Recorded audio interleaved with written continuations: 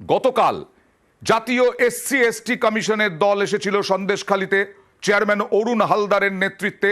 তিনি বলেছিলেন রাষ্ট্রপতি পাঠিয়েছেন এই দলকে, রাষ্ট্রপতির কাছে তার রিপোর্ট জমা দেবেন। আর এই মুহূর্তের খবর, রাষ্ট্রপতি শাসনের সুপারিশ করলেন অরুণ হালদার, অর্থাৎ যিনি এসসি এসটির চেয়ারম্যান, অর্থাৎ এসসি এসটি কমিশন, জাতীয় তপশিলি জাতি উপজাতি কমিশন। কি বললেন অরুণ হালদার, দেখুন।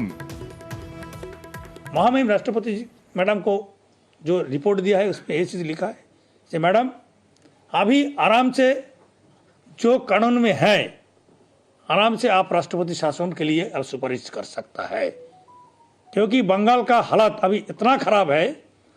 विशेष रूप से जो शोषित वंचित श्रेणी का लोग होता है, इनको सेव करने के लिए सरकार को अलग दृष्टि से देखना चाहिए, जो बंगाल पे नहीं हो रहा है। आर्टिकल 338 में इनको सेफगार्ड करने का प्रावधान है, और आर्टिकल 338 में एट्रोसिटी वायलेट करने के बाद, बार बार वायलेट करने के बाद अगर किसी भी हालत में सुधार नहीं कर सकता है तो उसका आधार पर भी राष्ट्रपति शासन जारी हो सकता है।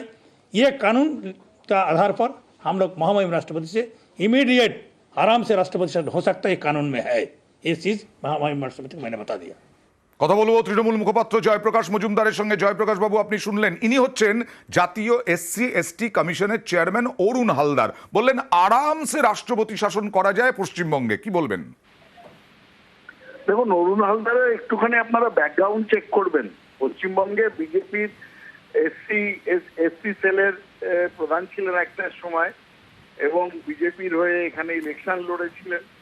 তার পরবর্তী ক্ষেত্রে তাকে তুলে নিয়ে যাওয়া হয়, এসসি চেয়ারম্যান কমিশনের চেয়ারম্যান করে দেওয়া হয়। শিক্ষাগত যোগ্যতা কি ইত্যাদি ইত্যাদি, তার আগের কি করেছেন সেগুলো আপনারা চেক করলেই ভালো, আমরা বললে খারাপ শোনাবে।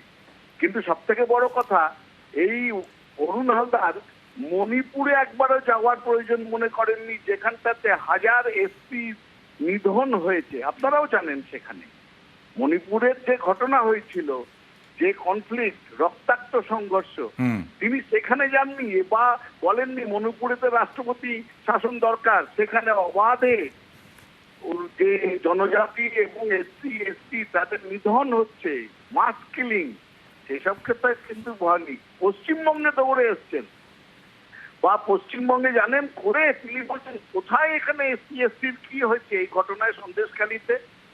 কখনো এরা যে কোনো ঘটনাতে রাষ্ট্রপতি শাসন যদি সত্যি ক্ষমতা থেকে করে দেখান না, আজকে বলাই তো হচ্ছে, বারবার তো শুনে আসছি গত 3 বছর 4 বছর ধরে রাষ্ট্রপতি শাসন।